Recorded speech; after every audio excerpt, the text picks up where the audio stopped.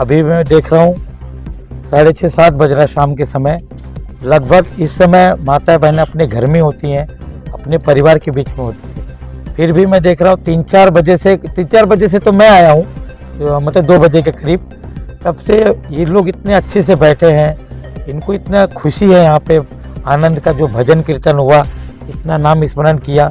तो ये कहाँ से और कैसे आपको ये सब प्रेरणा कैसे हुई?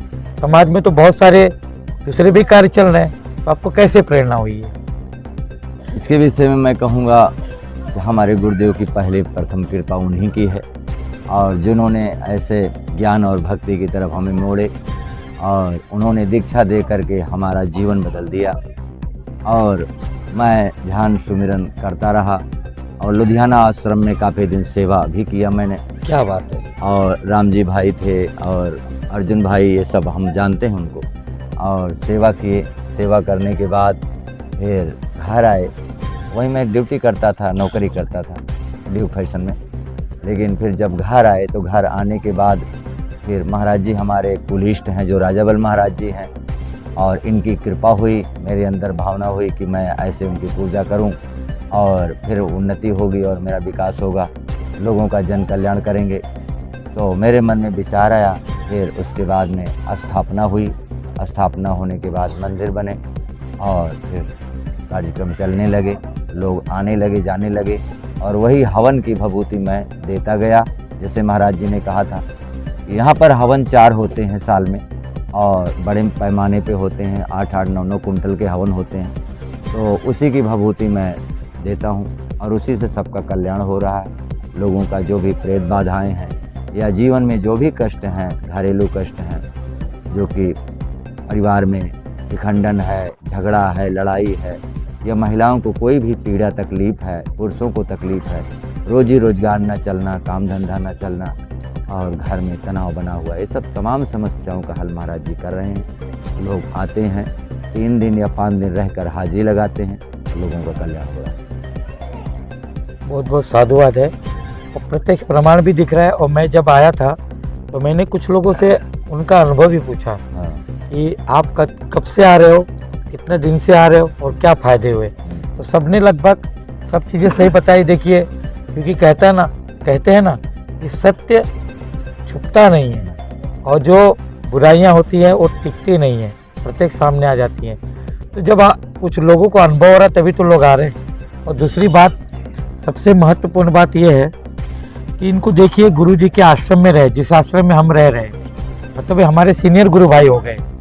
ये वहाँ रह के गुरु जी के आज्ञा का पालन किया, सेवा साधना को समझा, तभी तो इनको इतनी बड़ी व्यापकता की प्रेरणा हुई ना। हाँ, तो सोच लीजिए, जब इनके अंदर थोड़ा सा विचार आया और इन्होंने इतने अच्छी व्यवस्था की। कहते जब शिष्य ऐसे हैं तो गुरु कैसे होंगे। इसलिए हमने कहा कि माता पिता का हृदय, लाख माता पिता हृदय के बाद में एक गुरु का हृदय बनता है। कभी कभी माता पिता तो बच्चे से बहुत ज़्यादा रुष्ट भी हो जाते। कभी कभी होता है कि घर से भी बहुत सारी प्रॉब्लम्स आ जाती है, निकलवा देते, बहुत सारी हो जाती है। लेकिन गुरु का हृदय ऐसा आता है कि उसको भी अपना बना लेते हैं। तो कहने का मेन कारण ये है कि जो इनको गुरु जी के सानिध्य से, सत्संग से जो चीज़ें मिली है, उसका आप लोग प्रत्यक्ष प्रमाण देख सकते हैं। इतने सारे लोग, 8 बज रहा है, 6-7 बज रहा है, अभी तक बैठे हुए हैं, यहाँ से लेके वहाँ तक। और आप लोग अभी कितना दिन यहाँ रहने वाले? 1 हफ्ता।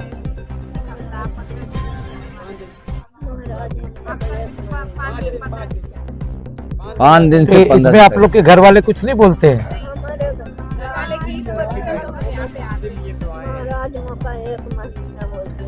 बहुत बहुत साधुवाद है।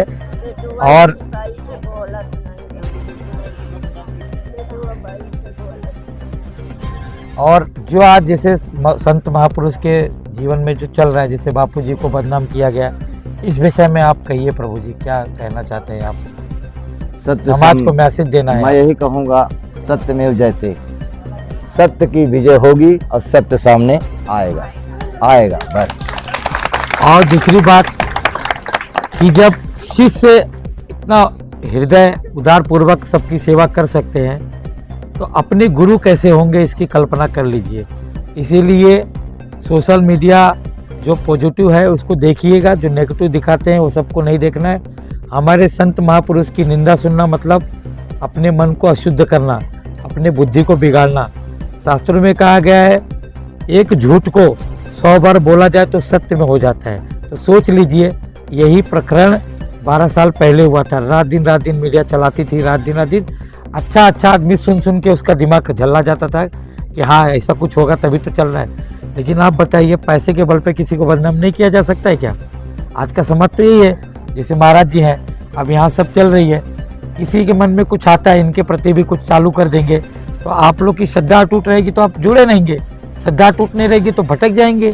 तो उसमें क्या होगा, कहीं कोई ईसाई के चक्कर में लग जाएगा, जैसे बताया इन्होंने, चर्च में चले जाएगा, कोई दरगाह में चले जाएगा, और वो आपका हित नहीं करेंगे, सिर्फ शोषण करेंगे। याद रखना, क्योंकि जो हिंदू संस्कृति धर्म को नहीं मानता है वो आपको कैसे मान सकता है? मैं गलत बोल रहा हूँ, सही बोल रहा हूँ? तो इस बात को ध्यान रखिएगा, महाराज जी के साथ जुड़े रहिएगा, क्योंकि जिसके गुरु इतने पुष्ट हैं तो वो भी पुष्ट रहेंगे और आप लोग को भी पुष्ट बनाएंगे, इस बात का विशेष। और आज की युवा पीढ़ी को आप क्या मैसेज देना चाहते हैं महाराज जी? मैं युवा पीढ़ी को यही कहूँगा कि आप लोग नशा मुक्ति करिए, नशा को मुक्त करिए, और ज़्यादातर मोबाइल पे वो चीज़ें मत देखोगे जिससे अपना भी और अपने परिवार का नुकसान हो। इन चीज़ों से दूरी बनाइए, अपने काम काज पर ध्यान दीजिए, अपनी टेक्नोलॉजी पर ध्यान दीजिए, जिससे हमारे परिवार की उन्नति हो और हम ज़्यादा से ज़्यादा कमा करके अपने परिवार को उन्नति की ओर ले जाएं।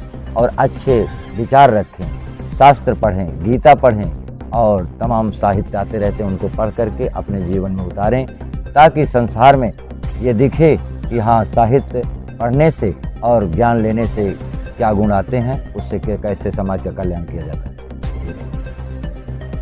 और जो 25 दिसंबर है उसमें भी आप क्या मैसेज देना चाहते हैं? और तुलसी के विषय में थोड़ा सा आप व्याख्या कर दीजिए तो लोगों को पता चलेगा। 25 दिसंबर को तुलसी पूजन का दिवस है और उस दिन तुलसी माता की पूजा होनी चाहिए। हम सभी लोग जो है एक दीप जला करके और धूप बत्ती जला करके और 108 बार, जैसे भाई जी ने बताया कि 108 बार परिक्रमा करके आप उनको प्रणाम करिए कि हे माता श्री, हम आपका पूजन कर रहे हैं, अपना आशीर्वाद हमारे परिवार पर बनाए रखें, यही कहना है। और उसके बाद जो दूसरा कार्यक्रम जो है 14 फरवरी के दिन, हाँ 14 फरवरी का जो त्यौहार है, और लोगों ने क्या बनाया उस पर मत जाइए। मातृ पितृ पूजन दिवस है। जैसे गणेश जी और कार्तिकेय ने शंकर जी पार्वती की 3 परिक्रमा करके पूजा किया था, ऐसे हम लोग अपने माता पिता को एक जगह खड़ा करके और 3 बार परिक्रमा करके और उनके चरण कमलों पर 2 फूल रख करके और विधिवत दंडवत प्रणाम करके उनका आशीर्वाद प्राप्त करें। और जब उनका आशीर्वाद प्राप्त करेंगे तो आपका जीवन उज्जवल हो जाएगा, आपका भविष्य उज्जवल हो जाएगा। ये करके देखिए, निश्चित ही इसका फल मिलेगा। और हम अगले टाइम आएंगे कार्यक्रम के लिए, जो भगवत गीता का श्लोक बोलने में और जो भजन श्लोक वगैरह अपने बच्चों को सिखा के लाएगा और खुद भी सीखा रहेगा, उसको हम आश्रम की तरफ से प्रसाद और भेंट रूप से माला वगैरह लेके आएंगे आप लोग के लिए। क्योंकि कहने का मतलब ये नहीं है आप यहाँ आ रहे, आपका कल्याण तो हो रहा है, लेकिन जब अपने धर्म और संस्कृति को आप नहीं समझेंगे तो हमारे बच्चे लोग को हम क्या सिखाएंगे? बच्चा आज स्कूल में 8 घंटा 6 घंटा 3 घंटा जाता है, आप कभी उसके बाद बताते हो कि बेटा तू कुछ शास्त्र पढ़ा है, तूने सत्संग सुना है? नहीं, आप बोलते हो। देर सवेर वही बच्चा बड़ा होता है, वो शादीशुदा हो जाता है। वही बच्चा जिस माता पिता ने उसको गर्भ में रखा, पालन पोषण किया, उसके नाते अपना भोजन कम किया, मेहनत करके उनको पाला पोसा, वही बच्चा उनको घर से निकाल देता है, वृद्धाश्रम में रख देता है। क्यों रखता है पता है? हमारे संस्कृति, हमारे संस्कार अच्छे नहीं दिए इसी के नाते। इसके लिए माता पिता के भी संस्कार होने बहुत मायने रखते हैं। अगर आप चाहते हो हमारा सुखी सम्मानित जीवन दिया जाए तो आपको भी अपना आचरण चेंज करना पड़ेगा। ये नहीं कि मैंने बच्चों को बोल दिया माता पिता का पूजन करो, माता पिता, अब माता पिता भी अपने आप को पूजवाने जैसी योग्यता रखो। कि नहीं कि माता जी फिल्मी गाना सुन रही है, डीजे वाला डांस बजा के नाच रही है और आके बेटा पैर छुएगा, तो ये कल्पना नहीं करना, ये स्वभाव ही नहीं देता है। जब माता जी का आचरण अच्छा होगा, पिताजी का आचरण अच्छा होगा तो बच्चे को भी प्रेम करने में, आदर करने में कोई प्रॉब्लम नहीं होगा। मैं सही कर रहा हूँ, गलत कर रहा हूँ? सही है ना? तो इसके नाते महाराज जी का बहुत कृपा है और बहुत राजा बलि जी महाराज जी का आप लोग के ऊपर सही में बहुत कृपा है। जैसा मौका मिला है, नहीं तो ऐसा मौका अच्छे अच्छे जगह पे नहीं मिलता। हम बहुत सारा जगह पे घूमे हैं देश भर में, कम से कम 200 जगह पे आश्रम है हमारा, 500 जगह पे 200-300 आश्रम घूमे हैं। लेकिन यहाँ जो व्यवस्था आप लोग के लिए है, ऐसी व्यवस्था हर जगह नहीं होती है। ठीक है, तो यहाँ भी आप आते हो तो इसको अपने घर प्रांगण को भी आप साफ सफाई रखिए। जो महाराज जी बोले उसका आदेश का पालन भी होना चाहिए। ये नहीं कि अपना काम हम बनाए और बना के निकल गए। जहाँ पे हम खाते पीते रहते हैं वहाँ का ऋण होता है हमारे पर, वहाँ का सेवा देखना, जवाबदारी करना। क्योंकि पहली बात तो ये किसी की प्राइवेट प्रॉपर्टी नहीं है, राजा बलि जी का मंदिर है। यहाँ पे तो साधु संतों की जैसे सेवा होती है, ऐसे एक दूसरे को प्रेम से ये भी व्यवहार रखना है कि किसी का अहित ना हो। कोई कहाँ से आए, कोई कहाँ से आए, एक दूसरे को प्रेम बना के, एक दूसरे को सहयोग करके आगे बढ़ना चाहिए। सही है। अब आप लोग का समय ज़्यादा नहीं लेंगे, हम लोग को भी जाना है। 4 तारीख को पूर्णिमा है। इलबिला आश्रम में भी भव्य तैयारी की है। महाराज जी भी आएंगे, कोशिश करेंगे कि आएंगे और आना ही है। क्योंकि हमारे गुरुजी अभी बाहर आ चुके हैं। जो विधर्मी लोग थे अपने अपने हिसाब से कल्पना करते थे, लेकिन जैसे कहा महाराज जी ने कि सत्य की हमेशा विजय होती है, और सत्य हो गया, विजय है। लेकिन आज वही मीडिया नहीं दिखा रही है। क्यों पता है? क्योंकि उनको विदेशों से पैसा मिला था कि गलत दिखाओ। अब जब निर्दोष बाहर आ गए हैं तो क्यों नहीं दिखा रहे? आप लोग को भी नहीं पता होगा ना? नहीं पता, क्यों नहीं पता? और उस समय था रात दिन ट्रायल चला जाता था। तो इस बात को याद रखिए, सोशल मीडिया में भी अच्छी चीज़ें आती, उसी को ध्यान दीजिए। नंबर हमने इसलिए मांगा कि हमको आप लोगों से कुछ नहीं चाहिए, जैसे इनको नहीं चाहिए हमको भी नहीं चाहिए। गुरु जी के द्वार पे या महाराज जी जैसे यहाँ सेवा कर रहे हैं, निष्काम सेवा, अपनी धर्म और संस्कृति के साथ जुड़ा रहना बहुत जरूरी है। एक रहोगे तो सेफ रहोगे, समझते हो? और बटोगे तो कटोगे। इसीलिए अपने लोगों के आपस में एकजुटता होनी चाहिए, एक दूसरे का प्रेम होना चाहिए, एक दूसरे का सहयोग होना चाहिए। पहले के लोग सुखी क्यों जीते थे? पहले, आजकल क्या, किसी के पास थोड़ा पैसा आ जाता है वो अपने अहंकार में जीता है, वो गरीब आदमी को छोटा समझता है। ऐसा कभी नहीं करने का। क्या पता आज आपका पुण्य है, आप ऐसे आपको मिला है, उसका अनादर मत कीजिए। जरूरत पड़े तो किसी को 2 रोटी दे सकते तो दे दो, जरूरत पड़े तो 2 जोड़ी कपड़ा दे सकते तो दे दो। लेकिन सबके अंदर भगवान देख के आप सेवा करेंगे ना तो आपका अहंकार नहीं बढ़ेगा। आप किसी को छोटा समझ के, किसी को गरीब समझ के आप अगर ऐसा करेंगे ना तो आपका अहंकार बढ़ेगा। इसीलिए भगवान देख के करेंगे तो मेरे ईश्वर है, इसके अंदर मेरे प्रभु है। घर में क्या होता है, बच्चा बात नहीं मानता है, माँ बात नहीं मानती। क्यों?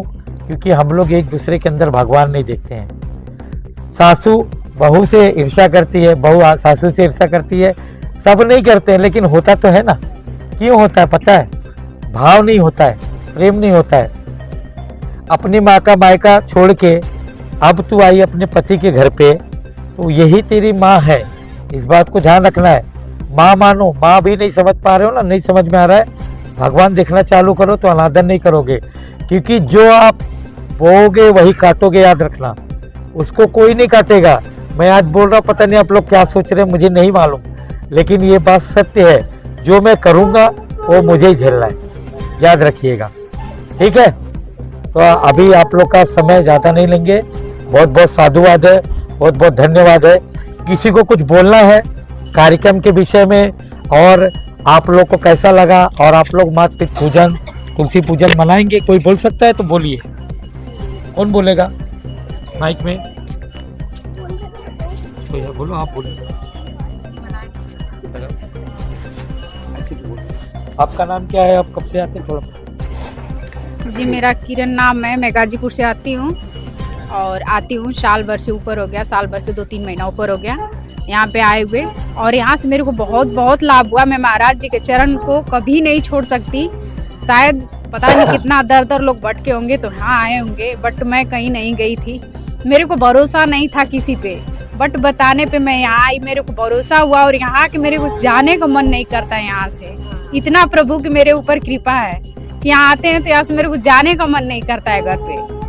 और आज का कार्यक्रम कैसा लगा? बहुत अच्छा लगा, आज का कार्यक्रम बहुत अच्छा लगा, बहुत क्या प्यारा सीखा लगा। आपने आज के कार्यक्रम से? यही सीखा कि प्रभु का सेवा करना बहुत आनंदमय होता है और सास ससुर का सेवा करना, पिता माता पिता का सेवा करना और बहुत मतलब धन्य की बात होती है। सबके देखिए नसीब में नहीं होता है सास ससुर का सेवा करना, और जो कर ले वो बहुत समझ लीजिए कि बहुत तीर्थ और यात्रा के बराबर होता है।